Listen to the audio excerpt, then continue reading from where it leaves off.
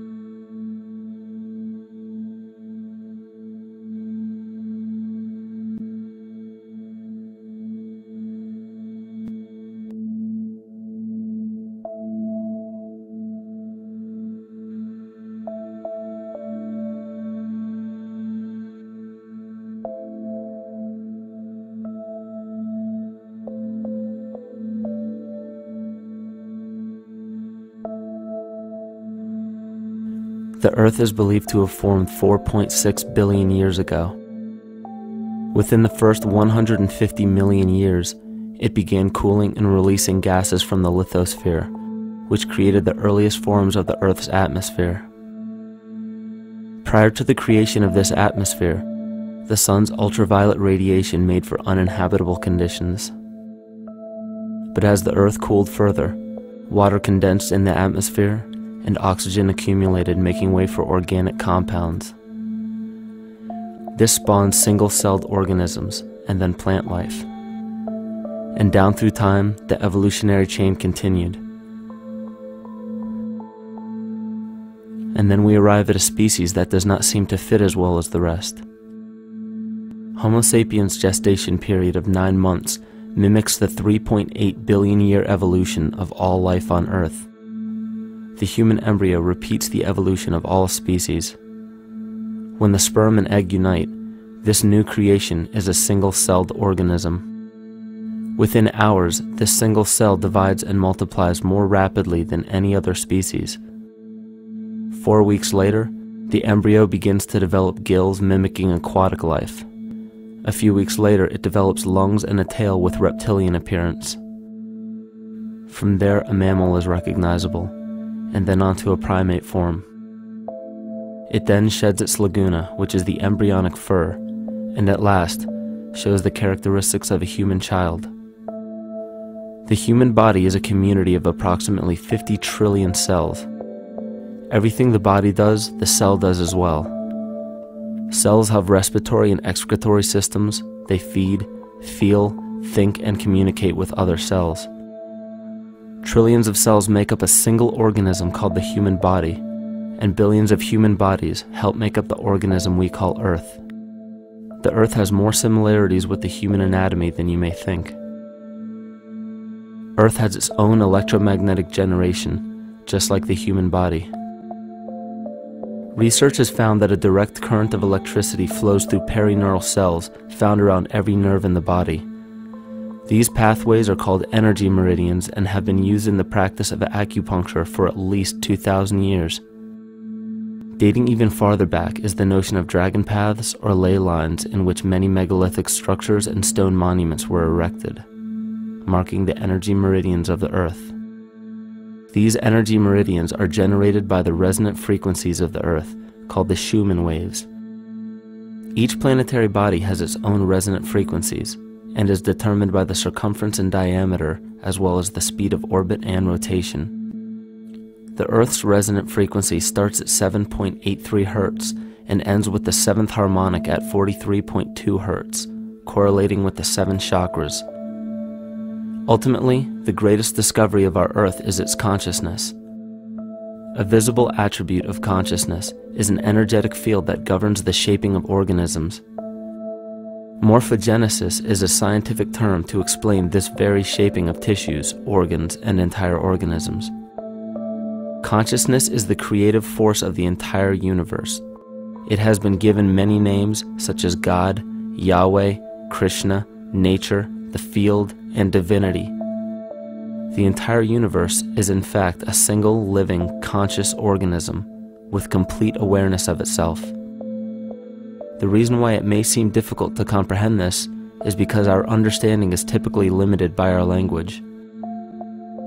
When we hear the term conscious organism, we tend to anthropomorphize its definition. By giving it human qualities, we mistakenly look past what an organism truly is in the first place. The definition of an organism is any living thing capable of response to stimuli, reproduction, growth and development, and maintenance of homeostasis as a stable whole.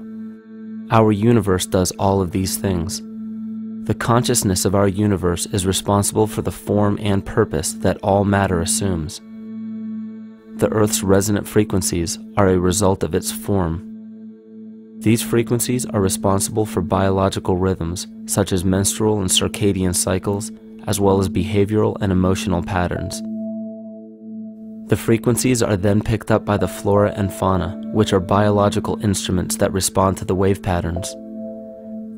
The wave patterns resonate in the cranial structure of our head and converge in the center of our brain, which is where we find the pineal gland. The pineal gland is believed in many cultures to be the spiritual third eye responsible for intuition. Descartes called it the seat of the soul where mind and body meet. Each individual cell in our body receives an electromagnetic impulse from our central nervous system. They receive the very same impulse that was disseminated to every biological instrument from the Earth. An explanation of our conscious universe has been attempted by religion, science, and philosophy.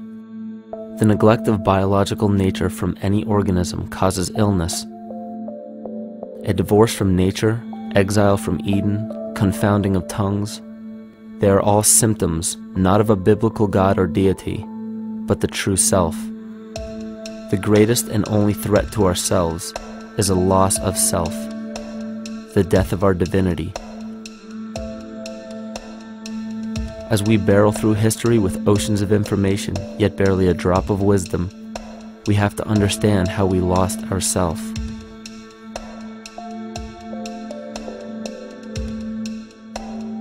In sacred texts and ancient scriptures left by our ancestors, we find an incredible link between stories of creation, a great flood, the war of the gods, the Messiah dying for the sins of man, end-time prophecies, and similar characters. These correlations show up in myths from cultures that supposedly had no contact with one another due to distance in geography and time. The common thread we find that connects all of mythology has its roots in the stars. One of the most revealing accounts is the battle of the gods in heaven and the ensuing flood. In the Bible, Lucifer rivaled the Lord and was defeated and cast down to earth. In the creation myth of the Enuma Elish, we find a similar story of Tiamat being defeated by Marduk and cast down to the abyss of Apsu. In chaos, Tiamat, the mother of them both, Apsu and Tiamat's waters were mingled together, meaning that the chaotic waters of Tiamat were somehow mixed with the sweet waters of Apsu. Apsu was the Sumero-Akkadian god of the abyss beneath the earth. Tiamat, also known as Lucifer, was known as a serpent or dragon and was defeated by Marduk. Marduk was the father of Nebo or Mercury, and Mercury is the same mythological character as the Zoroastrian Mithra, the Egyptian Hermes Anubis, and the Gnostic Hermes Christos. The most recent version of Mercury, however, is the Archangel Michael in the Bible, who defeated Lucifer and sent him to the abyss of the earth, or hell. This story is steeped in astrological significance in the Bible and in many other ancient scriptures. This leads to an event in history that is recorded by many researchers regarding the cosmic upheaval and historic deluge. William Commonus Beaumont states, "The flood immortalizes the collision of a fallen planet, later termed Satan, actually a cometary body with our Earth." Consider what this reveals.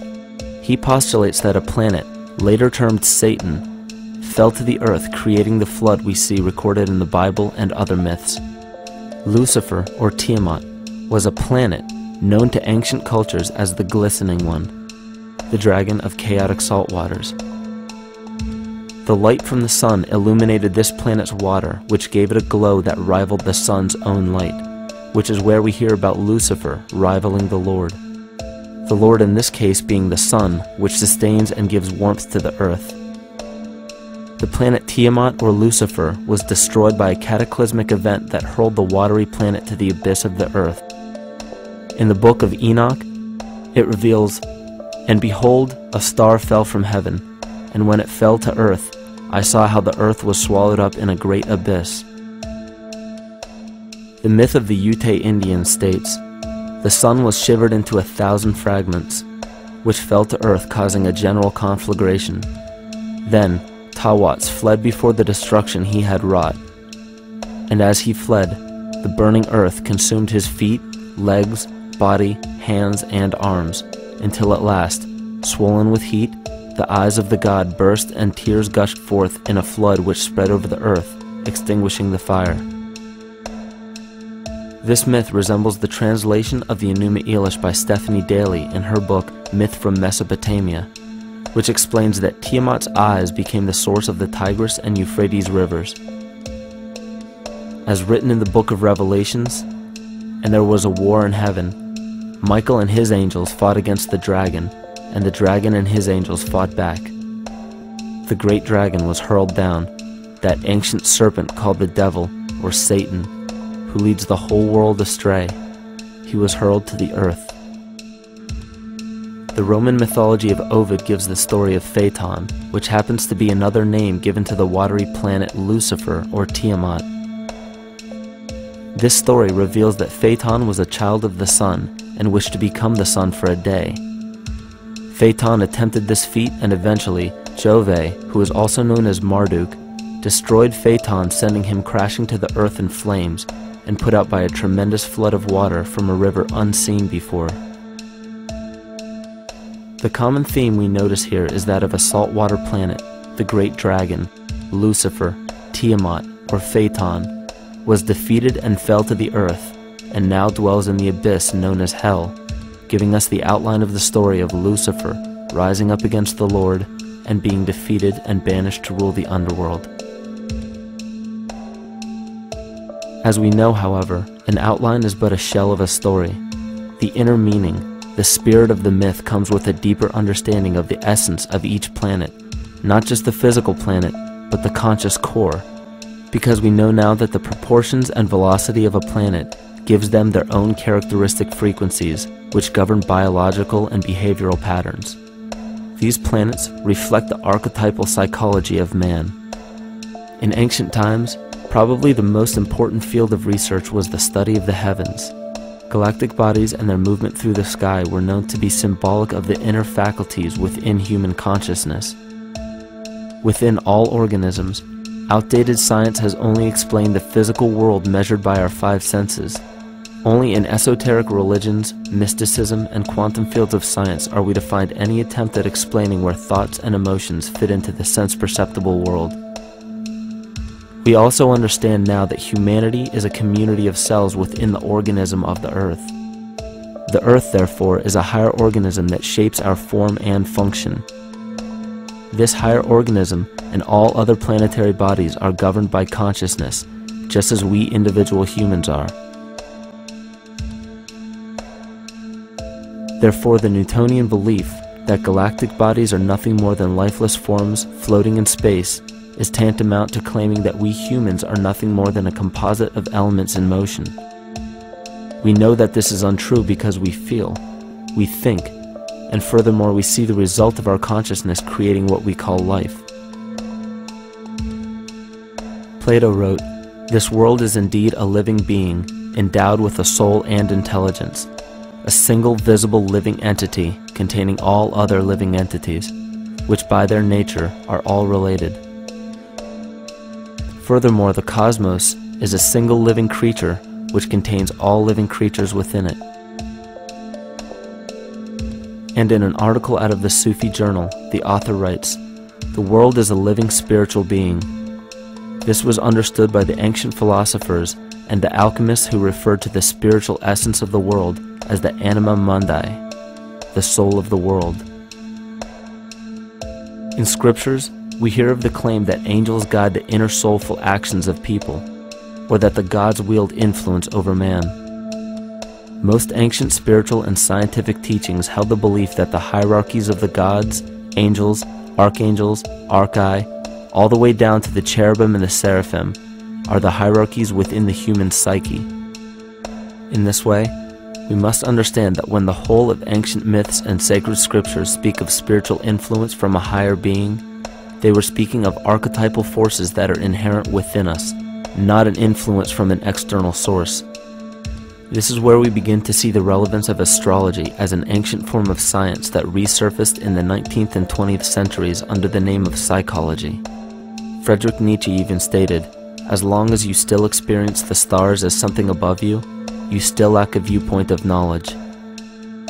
This is astropsychology and maps the inner faculties of the psyche. In pre-Christian times, there were schools known today as the mystery schools or the mystery religions. The messages encoded in the scriptures and ancient archaeology came from adepts of spiritual science. The intent was to teach the initiates the deeper meaning of these myths. What became later termed as Lucifer, Satan, or the devil was representative of the ego, which rivals the Lord, the representative of the self. The true self is the epicenter of a person's entire being. It is the total sum of everything that we are.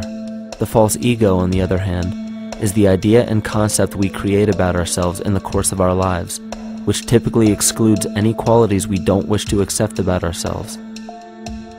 However, humanity has been endowed with the freedom to choose either to obey the true self or to give in to the temptation of the vanity and materialism of the false ego.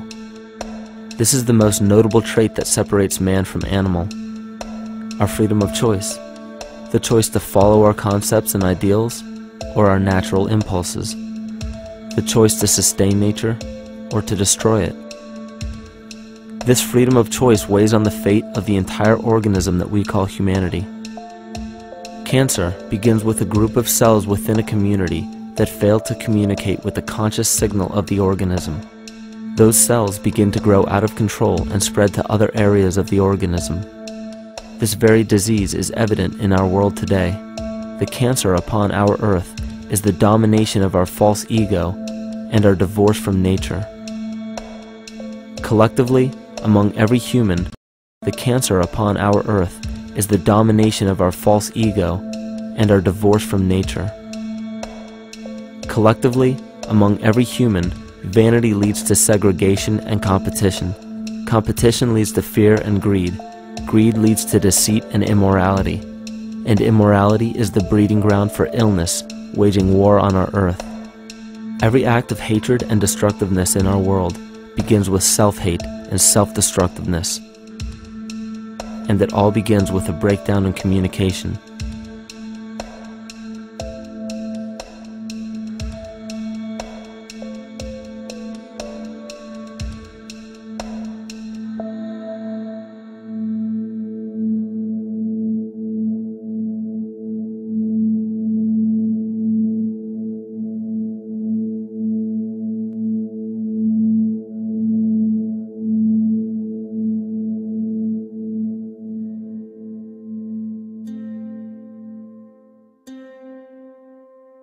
In nature, all that we perceive with our five senses is a result of two fundamental principles. Everything in existence is made of a relationship between vibration and matter. Vibration is a masculine creative force countered by matter, which is a feminine receptive force. Thus begins the principle of duality. We see this duality in ancient myths and philosophies, yet only those philosophies and scriptures that were perverted and raped of the original meaning gave the impression that one polarity was good while the other was evil. The original sages, adepts, and shamans taught that both are necessary, and one would not exist without the other. These two important principles come together to form all things in the universe. This is Kymatica. Even language, logos, the communication of any and all things in nature, depends upon this principle. Pete Peterson, in his works Cymatics, the Science of the Future, stated that nature shows examples of Kymatica in everything. This phenomena is found to be one of the prime forces that moves biological evolution along its path. Dan Winter reproduced an experiment to prove that the ancient languages of Hebrew and Sanskrit, when spoken, create a vibratory frequency that moved matter into sacred geometrical patterns.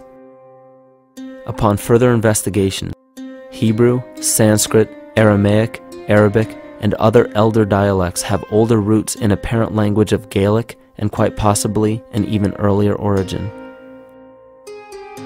In Swami Murugesu's The Science of Mantra, he claimed that when a person chanted specific words in Sanskrit while filming a burning candle, the intensity as well as the color of the flame would change due to the frequency that the word would emit.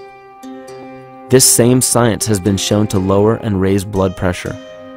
And in his own words, certain sounds can affect their circulation and nervous system. Whatever change such vibrations cause extends to the mind of a person and also to the surrounding atmosphere, causing warmth or coolness. All this can be known by study and shown by practice. This rediscovered knowledge of the science of sound shows that sound is something more than mere vibratory signals. Not only does sound interact with life, but it sustains and develops it. It acts as a conduit of conscious intent between people, societies, and entire civilizations. Yet the psychic illness we endure due to the domination of our false ego is reflected in the collective. Our psychological schism has shut us off from communicating correctly with our inner self, which is exactly how cancer cells within the body operate. In the collective, we have created a language barrier between humanity and the rest of nature, acting as a global cancer. Recorded in history, the efficacy of the ancient languages has been severely uprooted. The alphanumeric translation from Hebrew to English shows a complete reversal of the two languages, giving the cymatic effect unnatural results. Dr. Leonard Horowitz stated in his work on DNA, 1/3 of the sensory motor cortex of the brain is devoted to the tongue, oral cavity, the lips, and speech. In other words, oral frequency emissions spoken or sung exert powerful control over life, vibrating genes that influence total well-being and even evolution of the species. A degradation of language in this case is shown to affect biology. If something as basic and important as language can be degraded and devalued to such a degree, yet never questioned, what else might we be missing? Think of an aspect of your life that dictates the limits of your freedom. Government and law enforcement, insurance and pharmaceutical companies, taxes, building permits, driver's licenses, and more. There are hundreds if not thousands of stipulations, regulations, and boundaries on our freedom. And out of the ones that were just mentioned, how many have you researched to find out whether they apply to you or not? Let's look at the forms of law that we currently acquiesce to.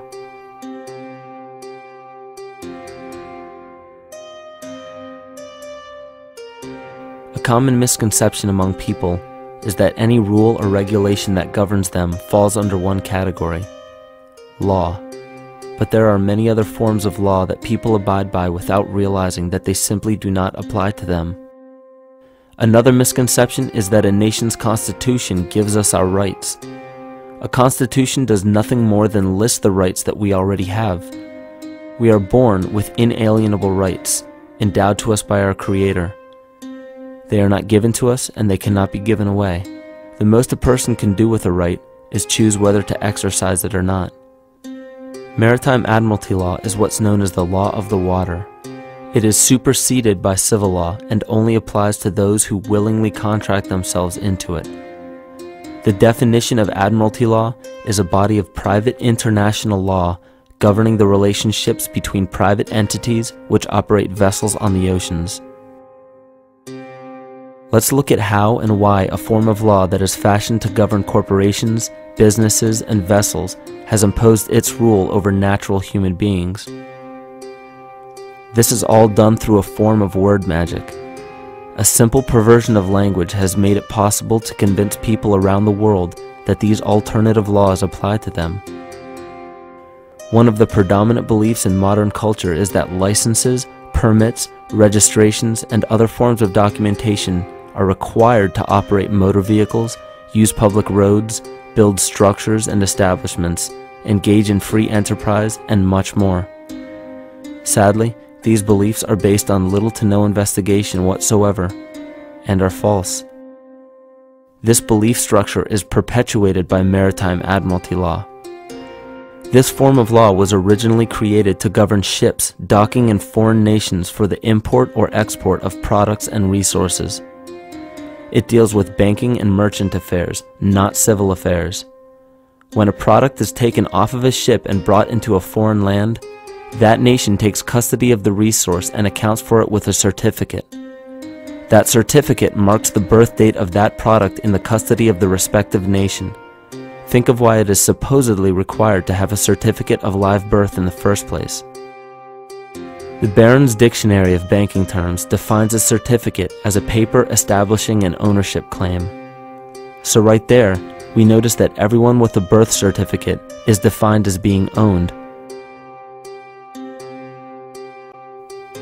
People are used as collateral with other nations because the U.S. is bankrupt. The United States declared bankruptcy on March 9th of 1933. At this point, the U.S. began taking out loans from a private, non-government affiliated corporation called the Federal Reserve. With no money to pay back the loans, the United States began using the citizens as collateral. All birth and marriage certificates are literally warehouse receipts. Just look at the similarities of warehouse receipts and birth certificates. Both document the date of issue, a serial number, registration number or receipt number, a description of the product, and an authorized informant to notify the appropriate government agency. With all of this information being readily available, the majority of people are unaware of their involvement with Maritime Admiralty law. This is possible through the manipulation of language. This Admiralty law changed the meaning of the word person from a natural living person to a corporation. Driver's licenses, vehicle registrations, auto insurance forms, building permits, gun permits, work permits, tax filing documents, birth and death certificates, traffic citations, and many other forms of documentation that were once believed to be absolutely necessary only apply to persons or corporations. Upon signing such a legal document,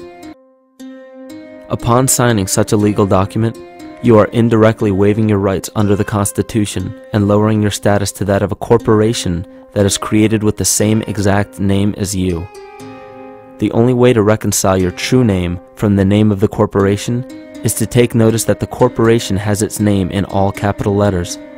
This is known as Capitis Diminutia Maxima. You may take notice that your driver's license, birth certificate, social security card, insurance cards, and more use all capital letters to legally represent the corporation with your name, not you. The corporation is known as an artificial person, whereas you, the human being, are known as a natural person. This deception goes even deeper when it comes to the courts that we attend.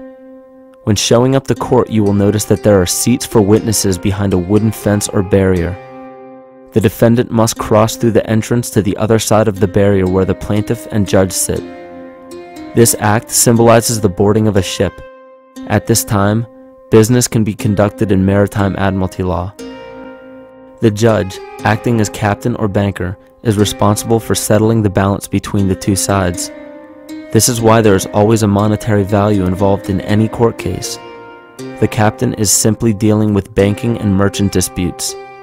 Once the balance is paid, the case is closed. To turn the court case away from admiralty law where your rights are not protected, you must avoid agreeing to represent the artificial person. This is done by stating that you are the natural person. You don't have a first or last name because those imply corporate title. In a court case, you may state that the court takes judicial notice of your honor's oath of office.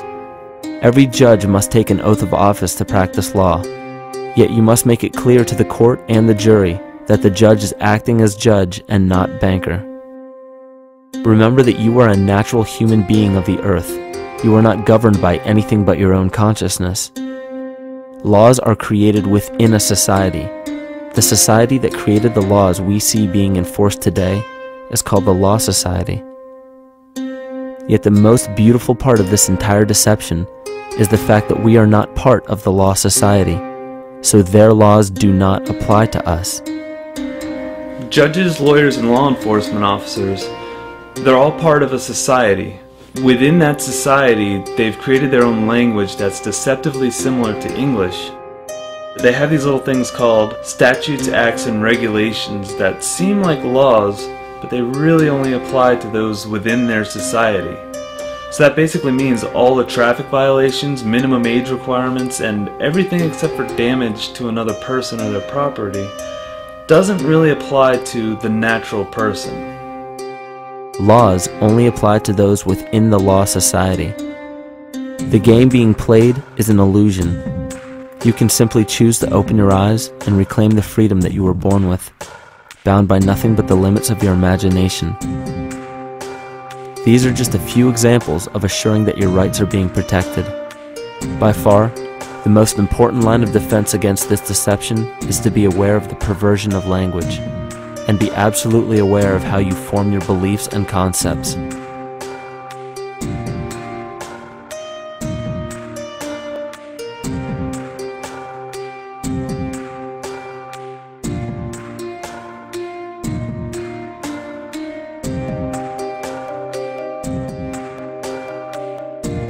In all forms of the perversion of language, there is a mirror reflection of this in the microcosm of the psyche.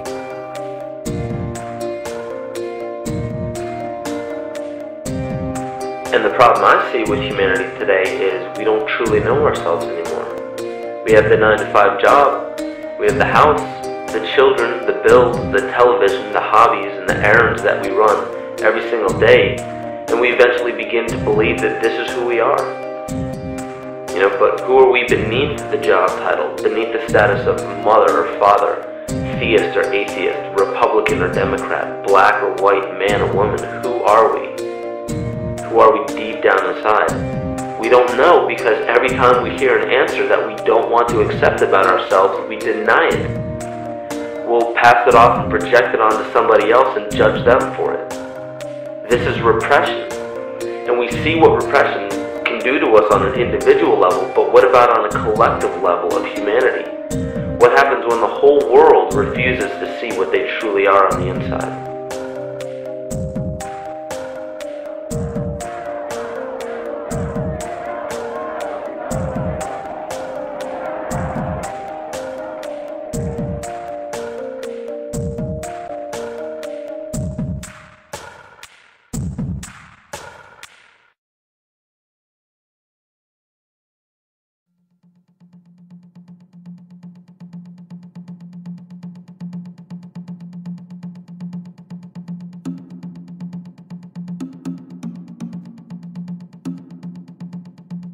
Carl Jung discovered that there is a collective unconscious connected to all humans, meaning that the whole of humanity shares a single mind with one another.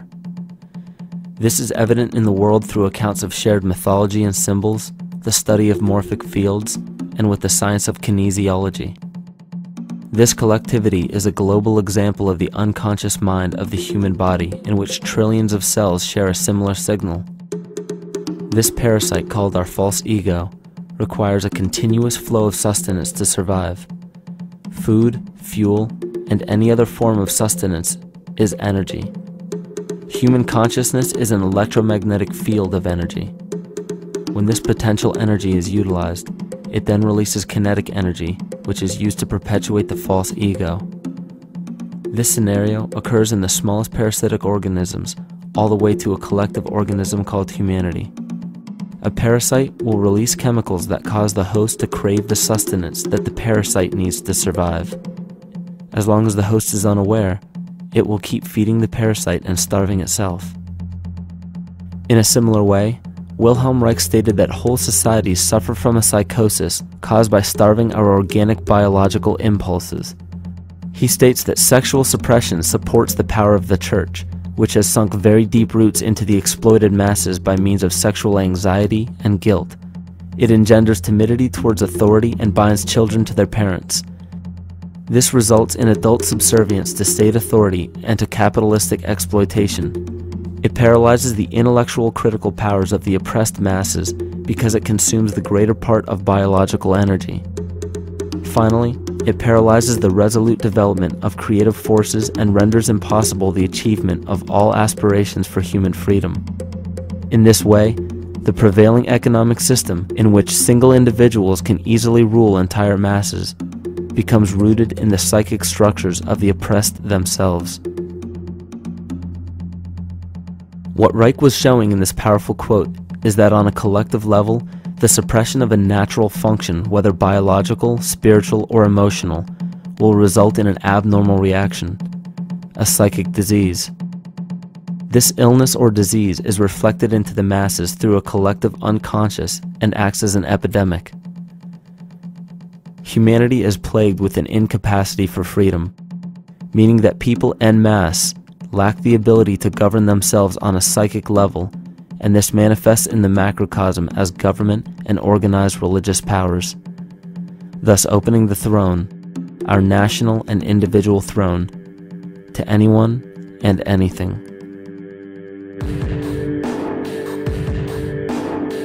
Enter the infamous rulers of the earth, the patriarchs of civilization, political, social, economic, and spiritual dictatorship, psychic tyranny.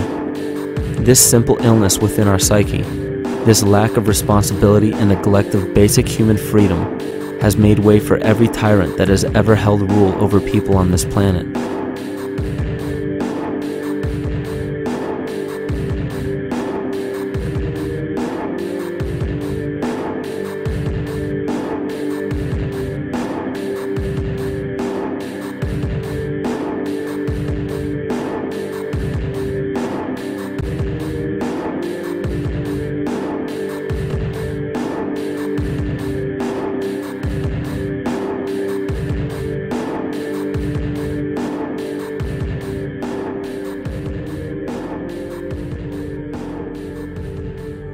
But these oppressive tyrants that are demonized by the masses are no different than us.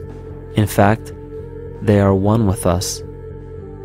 In the book The Prophet by Khalil Gibran, he poetically states, "I say, as the holy and the righteous cannot rise beyond the highest which is in each of you, so the wicked and the weak cannot fall lower than the lowest which is in you also."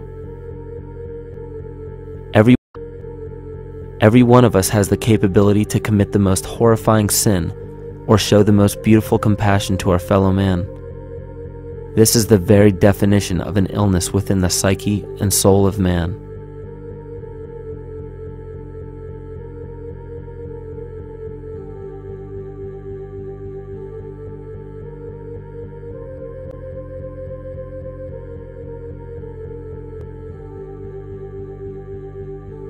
Think of any position of power that you believe to be above you. Royal families, government leaders, the United Nations, financial organizations, corporate monopolies, and media juggernauts. These are all facets of our false ego. They are the physical advent of our own sickness. They require our conscious participation, our conscious energy to survive. Because without our cooperation, without supplying them with the sustenance of complicity, they starve. Their very nature depends on our desire to be ruled. And a typical symptom of the illness among humanity today is our continuous denial of our illness. Repression. We consistently repress those qualities we choose not to accept about ourselves. This is why it is so difficult to see the false ego and its multiple manifestations for what they truly are.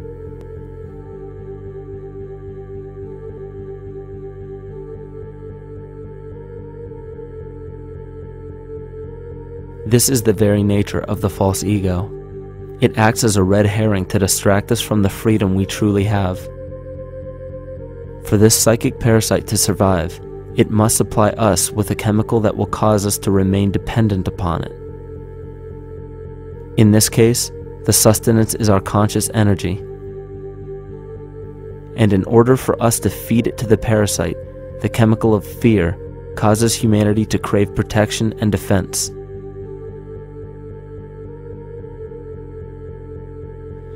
The functions of the body to survive can be broken down to two basic functions for any organism to survive. You have to be able to grow, maintain yourself, take care of your biology, but you also must be able to protect yourself, so that if you're just growing and you can't protect yourself, you'll become food for something else. So the survival involves a balance between growth and protection. Through the history of human civilization and through human evolution, we recognize that our nature is to be in a state of growth, and that our protection is only supposed to be used to, help us out of that threatening moment. You can't be in growth and in protection at the same time.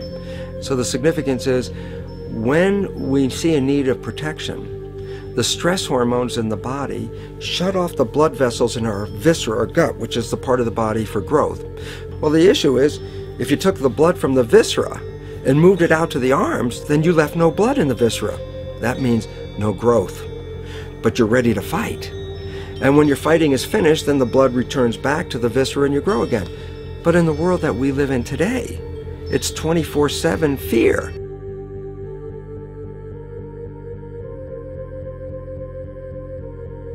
So we have a continuous dripping of that stress hormone into the body. It's just dripping all the time, getting us ready to run or fight or flight at any moment at the drop of a hat. We're ready to go because we're on guard. Well, the problem is, what does that mean about your allocation of energy? And it says, we're spending most of our energy in protection. You cannot survive if you're in protection all the time.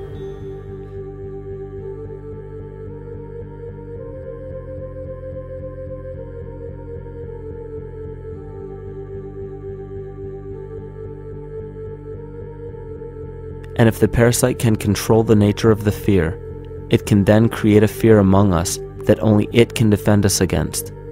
A recent physical manifestation of this comes from Zbigniew Brzezinski, former Secretary of State who also supported President Barack Obama.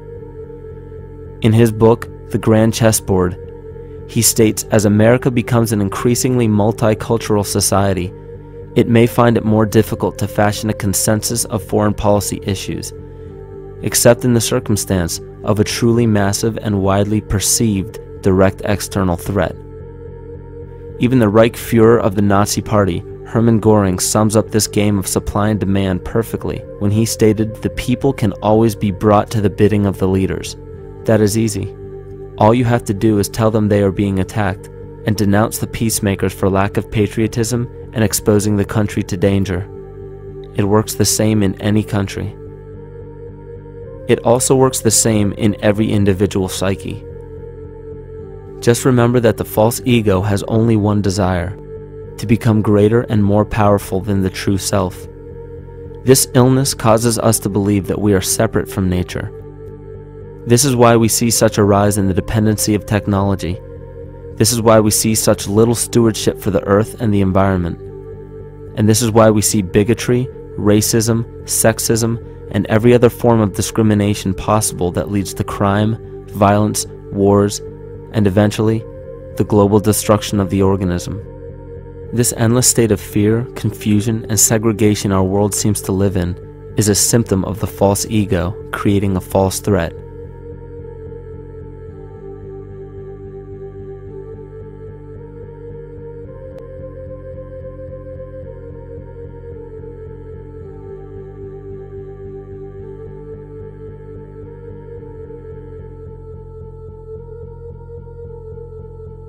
many of the United States presidents have blood relations with each other.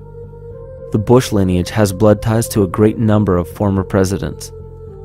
George Washington, Millard Fillmore, Franklin Pierce, Abraham Lincoln, Ulysses Grant, Rutherford Hayes, James Garfield, Grover Cleveland, Teddy Roosevelt, William Taft, Calvin Coolidge, Herbert Hoover, Franklin Roosevelt, Richard Nixon, and Gerald Ford. Michael Tsarion points out in his work that Bush is closely related to every European monarch on and off the throne, and has kinship with every member of Britain's royal family. Bush's family tree can be documented as far back as the early 15th century. He has a direct descent from Henry III and from Henry VIII's sister Mary Tudor. He is also descended from Charles II of England. And we also find that George W. Bush is a direct descendant of Godfrey de Bouillon. Godfrey was the first king of Jerusalem after he recaptured it from the Saracens, which was the name for the Islamic faith during the Middle Ages. It is interesting to note that the current occupation of the United States in the Middle East was re-established by the same family, George Bush Sr. in 1991, and again by George Bush Jr. in 2003. George Bush Jr. is then found to be a cousin to both opposing candidates of his 2 terms in office, Al Gore and John Kerry. Democratic President Barack Obama also has blood ties with George W. Bush, as well as Gerald Ford, Lyndon Johnson, Harry Truman, James Madison, and the British Prime Minister Sir Winston Churchill. On the opposing side of the 2008 presidential ballot, John McCain is descended from Robert the Bruce, King William I of Scotland, and also Godfrey de Bouillon. Probably one of the most interesting facets of the bloodline relations is the fact that the whole British royal family has descent from the Muslim prophet Muhammad through the Arab kings of Seville. This bloodline was passed through the kings of Portugal, Castile, and eventually down to King Edward IV. And this is a very, very different story from what you hear the media pumping out every day, being this idea of lineal superiority. It's completely debunked according to the foremost authority of aristocratic lineage, Burke's Peerage. And this just goes to show that there's the true story, and then there's the manufactured illusion, the front that's given to the public.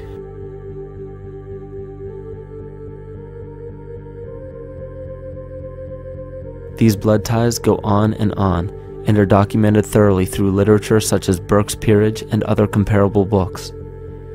The point of all of this is that we find not just the same people, but the same intent within the people who have held high positions of monarchy, dynasty, aristocracy, and democracy in the past and present, and they are all related by a physical and symbolic link. This bloodline carries the symbol of our illness.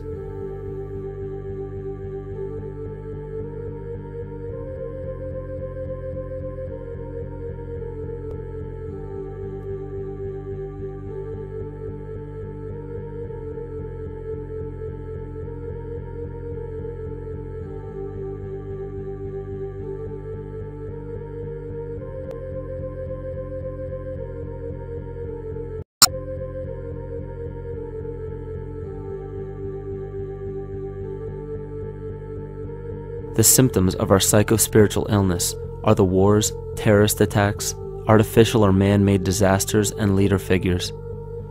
As long as the people remain oblivious to their inner drives and inner nature, they will always fail to recognize why these events take place and why these figures rise to such powerful positions. The reason why we have failed for thousands of years to conquer these archetypal rulers permanently is because for thousands of years we have been fighting the symptoms of an illness and not the root cause. For every corrupt government that falls at the hands of a revolutionary, oppressed people, 2 more will rise in its place every time, because the root cause of a corrupt government does not exist in the individual leading that government. It exists within the psyche of every individual, because an unaware host to a deadly parasite will do anything to avoid accepting his own incapacity for freedom.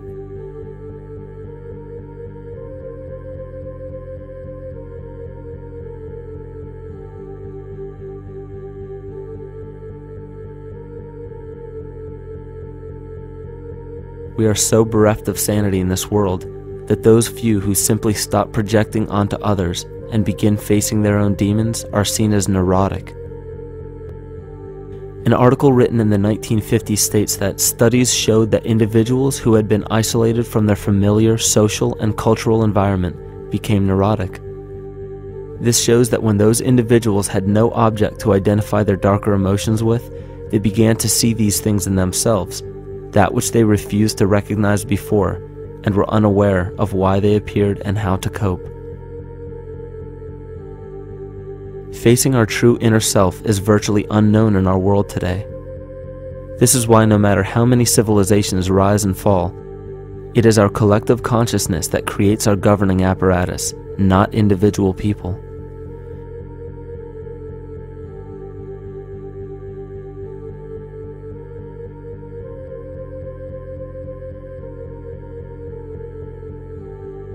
And after countless attempts, you would imagine that people would realize that a physical retaliation may not be the solution. Yet here we are, thousands of years later, with technology that can clone DNA, vehicles that can break the sound barrier and probe the depths of space, and science that can overcome almost any sickness. Yet we still fail to take notice to the importance of thoughts and consciousness. This is the very definition of insanity. And every single one of us is responsible for this psychic epidemic, because we're killing the messenger and paying no attention to the message.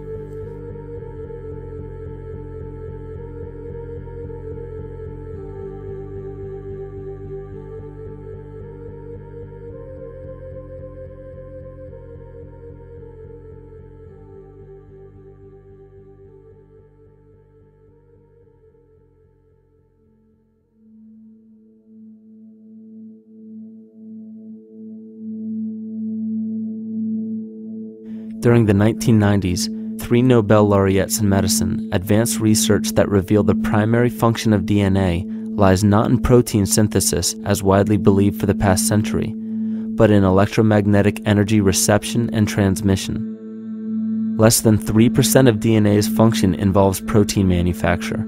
More than 90% functions in the realm of bioacoustic and bioelectric signaling. So why is it important to know that DNA functions in bioelectric signaling? HeartMath Institute has discovered the heart and brain maintain a continuous two-way dialogue, each influencing the other's functioning. Although it is not well known, the heart sends far more information to the brain than the brain sends to the heart, and the signals the heart sends to the brain can influence perception, emotional processing, and higher cognitive functions. The heart also generates the strongest rhythmic electromagnetic field in the body, and this actually can be measured in the brainwaves of people around us. We are quite literally an electromagnetic expression of our highest cognitive function. The behavior of electromagnetism is evident throughout the world as dualism. All matter contains a negative and positive charge, which means organisms are built upon this foundation. The natural homeostasis of any organism is a balance of both polarities. Furthermore, research on emotional energetics shows that the heart's field is a carrier of emotional information and a mediator of bioelectromagnetic communication within and outside the body. Research shows our heart's field changes distinctly as we experience different emotions. It is registered in people's brains around us and apparently is capable of affecting cells, water, and DNA studied in vitro. Fear. The chemical supplied by a collective parasite creates a distinct bioelectric signal given off by the host. This signal is disseminated to the organisms within our community and will grow outward through the entire organism unless it is counterbalanced by an opposing force. Dr. Fritz Alan Popp discovered that the cells in our body communicate through biophotons, which are tiny particles of light that are single units of an electromagnetic field. This communication system within our body also exists between people in what's known as morphic resonance. This was known by the shamans, sages, and adepts of antiquity. These teachings were commonplace in prehistoric cultures. It wasn't by sheer chance that artistic expression and rituals were the cornerstone of every ancient civilization. Art was used as a personal method to exercise the shadow content of the psyche and introduce it to the conscious mind. This was very literally viewed as psychic therapy. Ritual was based around astrological dates. As we've learned, the study of the stars and planets reflect our own astropsychology. The shamans would perform rituals on astrological dates that would correlate with a circadian rhythm or a psychological cycle. These rituals kept the human participants aware of their inner self and prevented the repression of psychological content. As long as people were facing their inner demons and accepting them as their own, they were not collectively projecting them into the physical world. If you bring forth what is within you, what you bring forth will save you. If you do not bring forth what is within you, what you do not bring forth will destroy you. The progeny of our psychological disease began growing rapidly after a series of catastrophes forced the collective into a somatic state of fight or flight. This lowered the immunity of the population by introducing a state of immense stress. Our body becomes more susceptible to illness under stress. In this manner, humanity fell ill when entire bodies of land were swallowed up by the floodwaters. This uprooted many tribes, chiefdoms, and civilizations from their homes, and their ritual practices that were used as a conduit for psychic wellness were put on hold in order to survive the catastrophe and seek new homes. The shamans were spread to many new areas of the world. This information has been suppressed.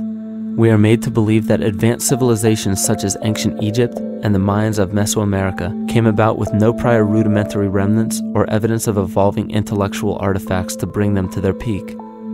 We are meant to believe that their incredible knowledge of mathematics, astrology, agriculture, economy, polity, and architecture came out of nowhere. This leads many researchers today to the understanding that the origins of these civilizations have been suppressed. Not surprisingly, the force that has guided the suppression of this knowledge comes from the exact bloodline of the political and religious leaders stated previously. These are some of the notable book burnings and suppression of important texts in our history.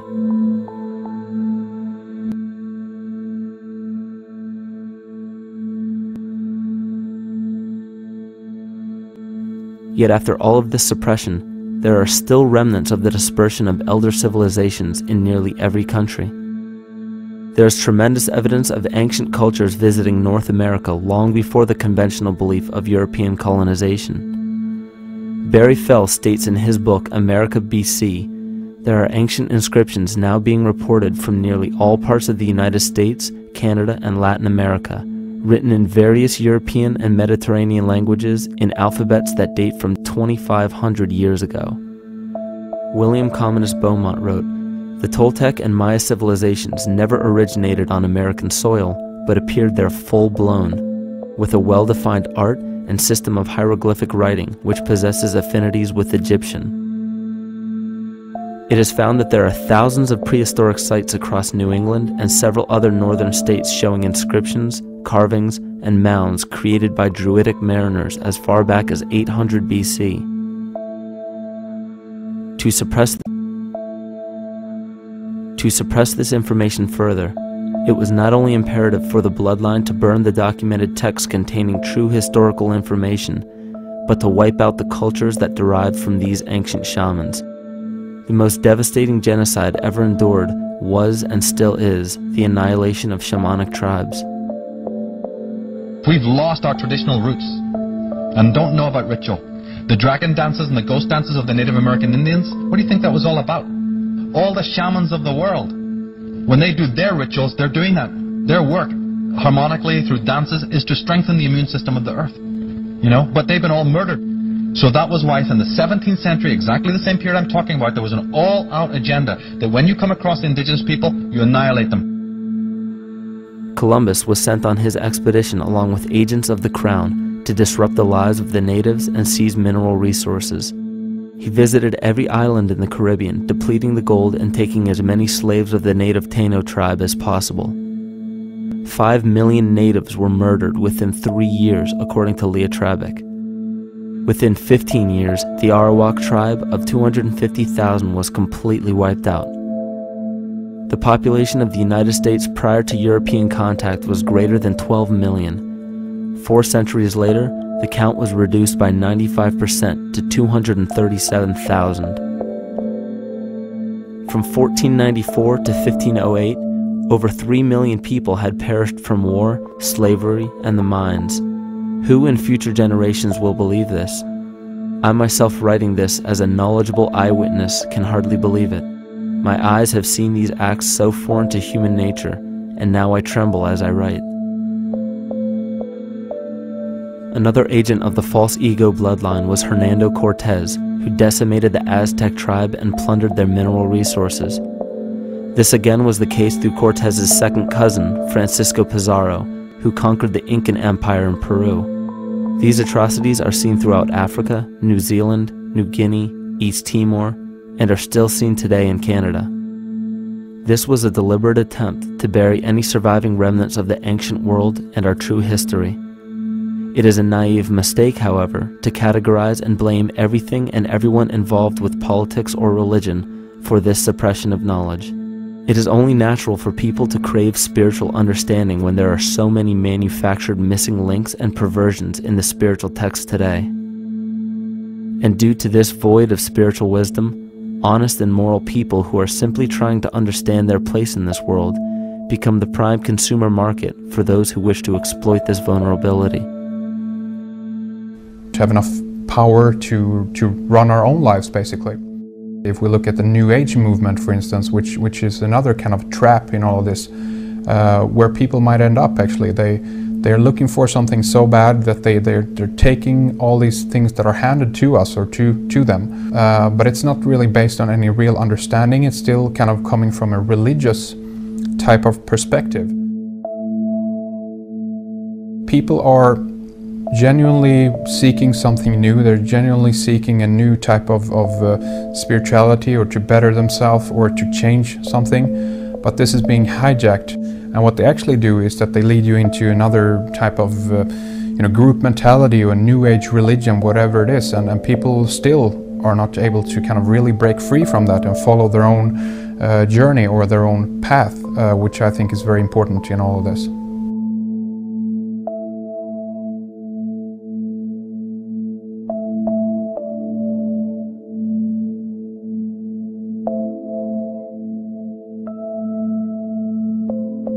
In the pre-Christian era, there were several cults of incredible power, most notably the stellar, solar, Saturnian, lunar, and mushroom cults.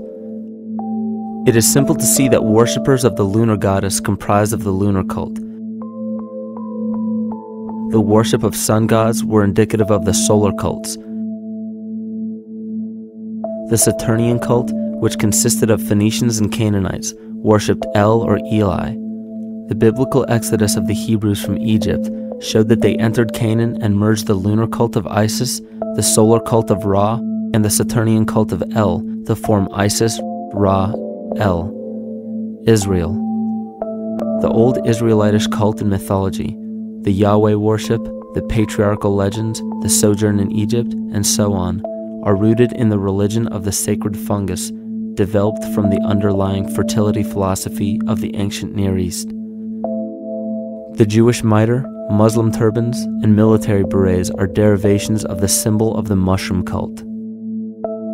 One of the first and most prominent, however, was the stellar cult, and a number of these ancient cults were created for shamanic purposes and earthly stewardship, yet some were taken over with different intentions.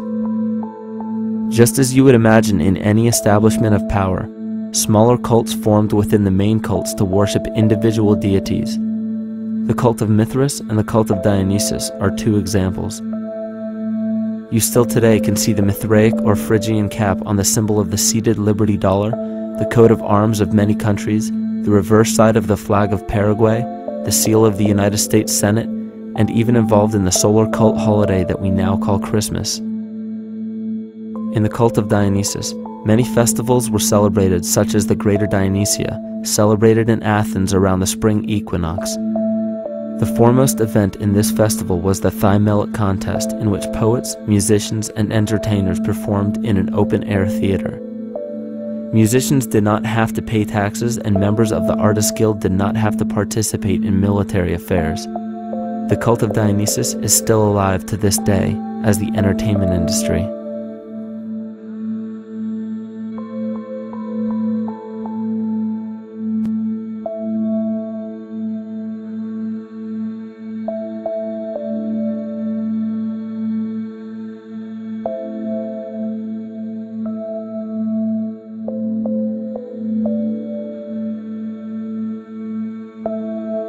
These cults still exist in many important positions of power throughout the entire civilized world. Yet the most important function of these groups is to manufacture the consent and complicity of the people. The conscious mind is the creative mind. It's the one that has your personal identity into it. It does the real thinking.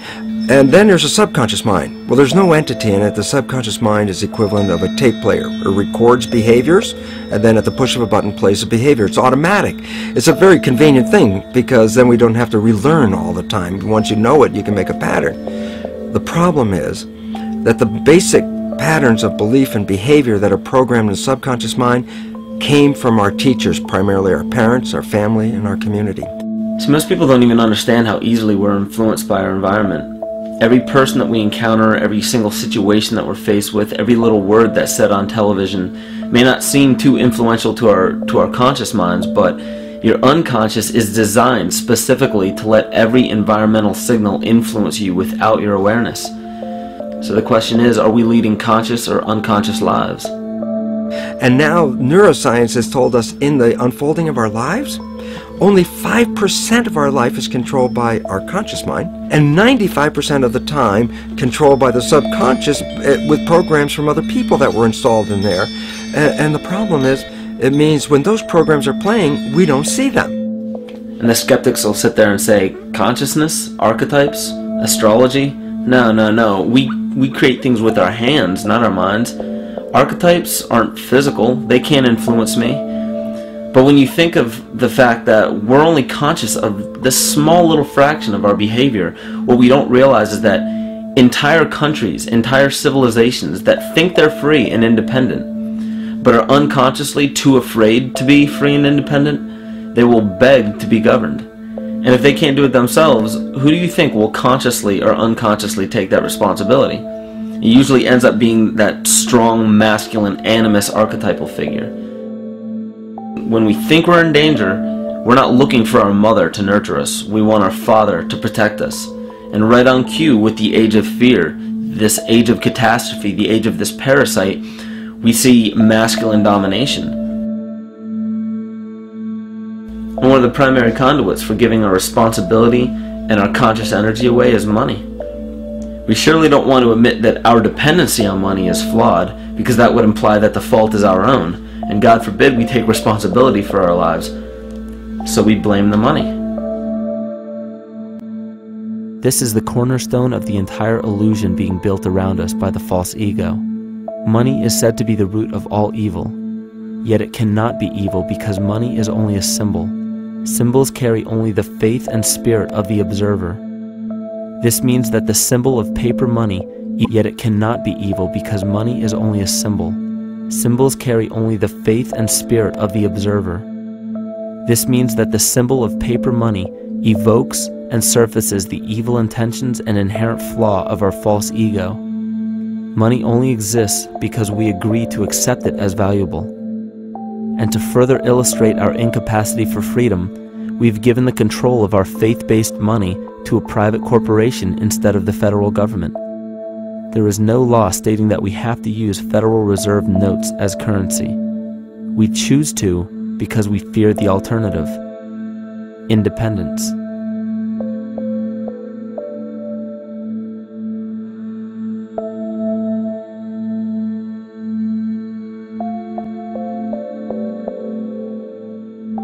But it's not even really about money, it's about energy, because money is simply this material thing that allows billions of people to crave just one thing and put their energy into the same thing.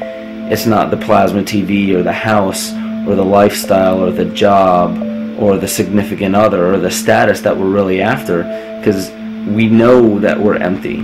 These people feel sadness and loneliness and void just like anybody else, and they either want to fill that void with materialism because they think that that'll make them feel better, or they want to sedate the void feeling with material possessions. So it all comes back to this feeling of having to put our dependency into an external source, something that we have absolutely no control over. What we're seeing right now is with all the competition of each other destroying each other, wars, competing for material existence, raping the planet and tearing it apart to get some pieces of it to hold in your hands and say you won the game. Every one of those moves is destructive not just of the planet but of human civilization, because human civilization will thrive with cooperation and will die with competition. And if you operate from these truths, then you end up with the extinction that lies before us.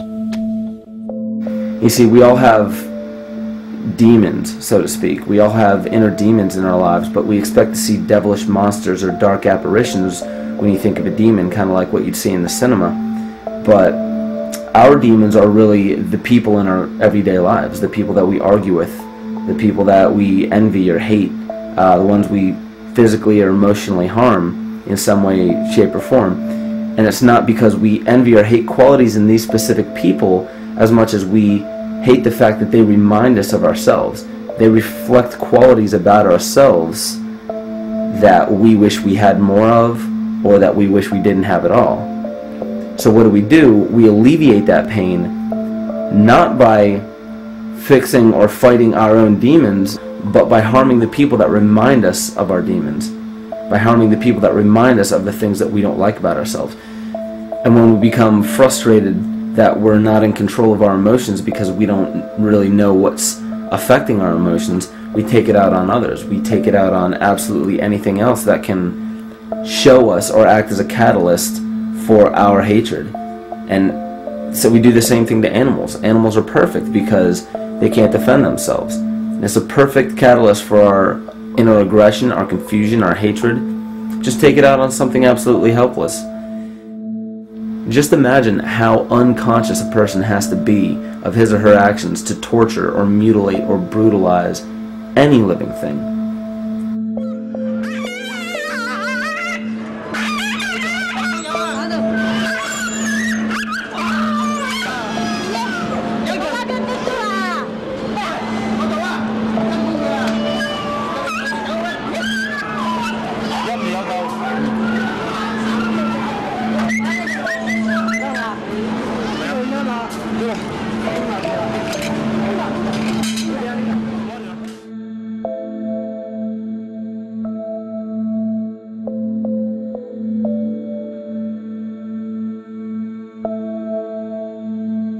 It goes down and he'll be here and we can, ouch, Ooh, he bit you. Bit of his tail. Is that common with your kids maybe? He's a big guy. That's a real...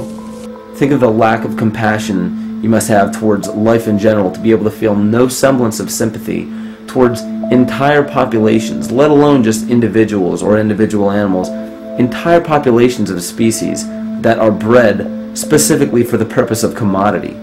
But I'll tell you what's even more dangerous is not so much the people carrying out this cruelty, because that's already been established. That form of hatred and cruelty has already been established and it's already known.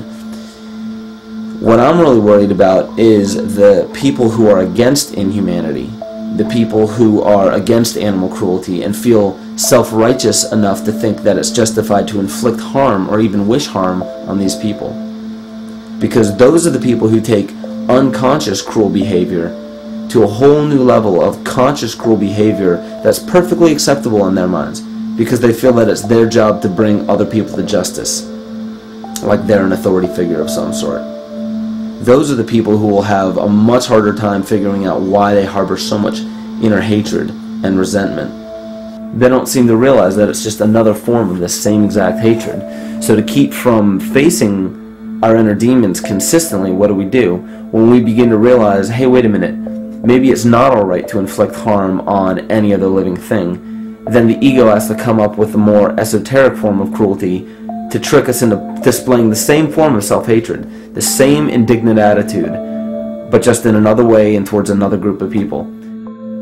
But the emptiness will always find a way back in, and people will always start to feel restless again, no matter how many times they transfer blame to yet another person or yet another group. We need chaos in our lives. We crave destruction. We beg for catastrophe. Because if we don't have these things to act as a form of exorcism or a catalyst for us, we start to notice these things in ourselves, and that's what we don't want. You see, we can deal with wars.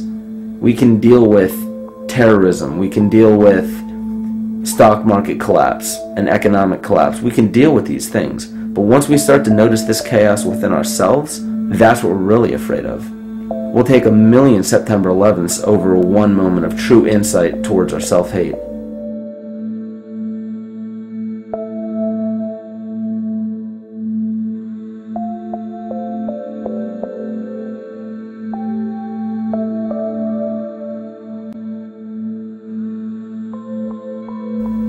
And you know, the most interesting part of all of this is we encounter things every day, every single day, that we either accept with open arms or that we reject violently.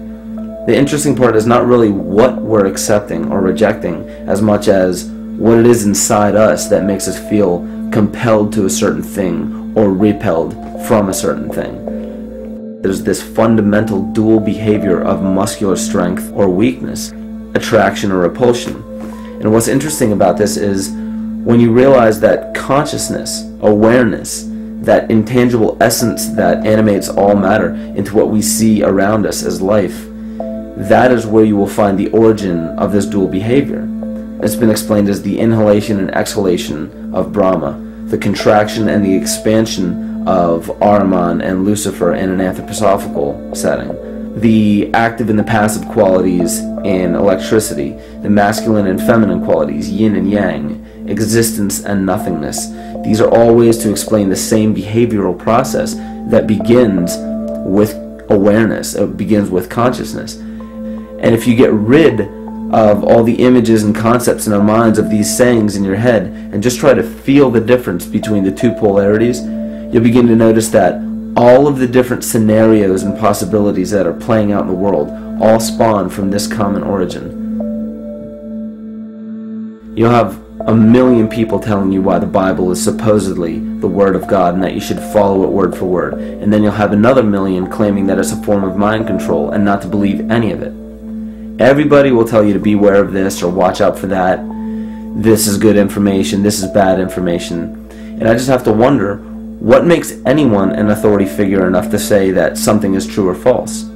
And why are you denying or accepting anything based on the suggestion of another person?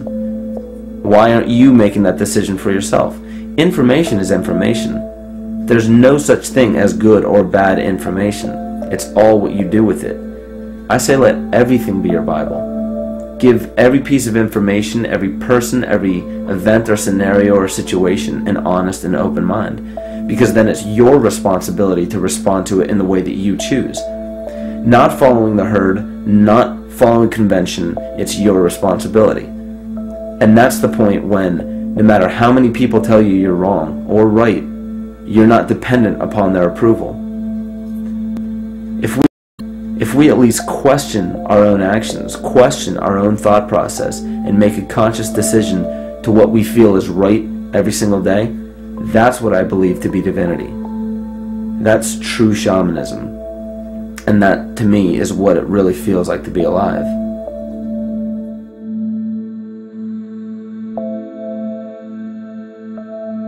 In this conscious, living universe, there are no laws of nature, just habits. There is nothing external to the universe to enforce a law upon it. The illusion of a fixed law of nature is only the result of there being no need for that habit to be broken. When habits need to be broken to ensure the survival of the organism, we see this event in nature and call it evolution. The collective mind shapes our evolution. And a great example of this is the experiment done by John Cairns in 1988. His team put lactose-intolerant cells in an environment with only lactose for food. Under a law of nature, every one of these lactose-intolerant cells would have died. But surprisingly, they all survived.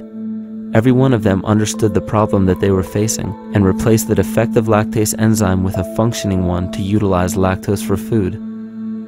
If a cell has the ability to decide how and when to evolve because it's facing extinction, then anything can. The existing beliefs are that a human body is a biochemical machine controlled by genes, and therefore the behavior, emotions, and character of our biology, our health, our lives, are controlled by genes which we don't control. So this is what we taught people. You're a victim.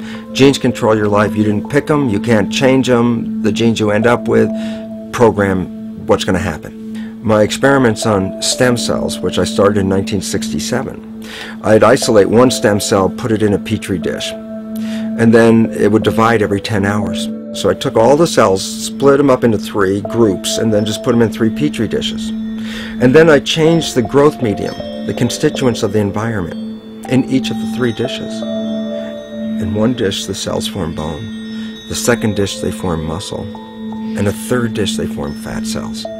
What controlled the fate of a cell? And the first thing you have to say is, well, wait, they were all genetically identical when they were put in a dish. So obviously the genes didn't control it because they all had the same genes. What was different was the environment. And all of a sudden in my career it said, oh my gosh, here I am teaching genes control life, and the cells are telling me genes respond to life. And since you can control the response, you can control your life.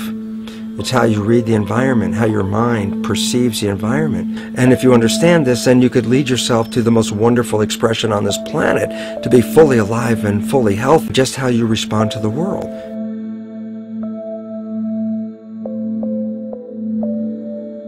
In the face of financial collapse across the world, political and religious wars raging tirelessly, and an ever-growing feeling of being lost and void of meaning, there is a great amount of energy being pushed to the surface of the collective mind. Evolution does not come about gradually. It happens in spurts and fits, and comes about due to a tremendous need for the organism to survive.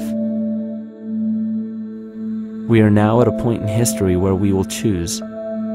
We will choose to become sovereign or remain dependent, to face our true self or continue fighting a ghost, to become well or allow this disease to grow, to live or to die. The choice is yours.